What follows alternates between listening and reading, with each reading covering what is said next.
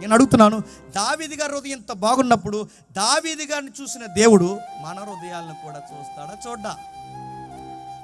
బైబిల్లో ఇన్ని హృదయాలు నచ్చిన దేవుడు, బైబిల్లో ఎవరి హృదయాన్ని ఒప్పుకొని దేవుడు దావీదు హృదయాన్ని ఒప్పుకొని పొగుడుతున్నాడంటే, దావీదులో ఏమి నచ్చిందబ్బా దేవుడి కంటే, శత్రువులు బాధపడితే ఆనందపడడు.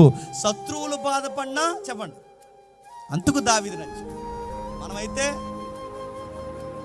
మనకు నచ్చిన వాళ్ళు ఎదిరింటి వాళ్ళ మీద పిడిగడిపోవాలనుకుంటాం. మనకు నచ్చిన వాళ్ళకి వస్తున్నప్పుడు యాక్సిడెంట్ ఏమైనా జరిగిందంటే జరుగుద్ది. మమ్మల్ని ఏమన్నారనుకున్న వీళ్ళు, మన ఎన్ని మాట్లాడినారో మమ్మల్ని, అందుకే యాక్సిడెంట్ అయిపోయింది కదా.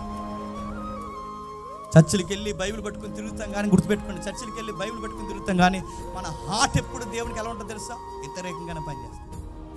ఈ శత్రువును కూడా ప్రేమించవయ్యా అని బైబిల్ చెబితే, శత్రువులకి ఎప్పుడు హాని జరిగితే పల్లికలు ఇద్దామా అని వస్తామా, మన ఎదురింటోళ్ళు నాశనం అయిపోతే అలాగే జరుగుతాయి ఎన్నిసార్లు మనకు కబుర్లు చెప్పుకుంటాం. అందుకే చూడండి, ఇతరులకి నష్టం జరిగినప్పుడు, ఇతరులకే కష్టం వచ్చినప్పుడు, నీకు నచ్చిన వారు బాధలు ఉన్నప్పుడు నువ్వు నవ్వుతున్నావంటే అది దావీదు హృదయం కాదు, చెప్పండి, సౌలు హృదయం. అదే నీ ఎదురింటోళ్ళు పాడవుతున్నప్పుడు అది చూసి నువ్వు నవ్వుతున్నావంటే అది దావీదు, దేవుడు ఇష్టపడే హృదయం కాదు, అది సాతాను హృదయం. అదే దావీదు ఎందుకు దేవుడికి నచ్చాడంటే, ఎవరో పాడైపోవాలని కోరుకోడు, ఎంతో కొంత యెహోవా నామంలో అందరూ బాగుండాలనే కోరుకుంటాడు.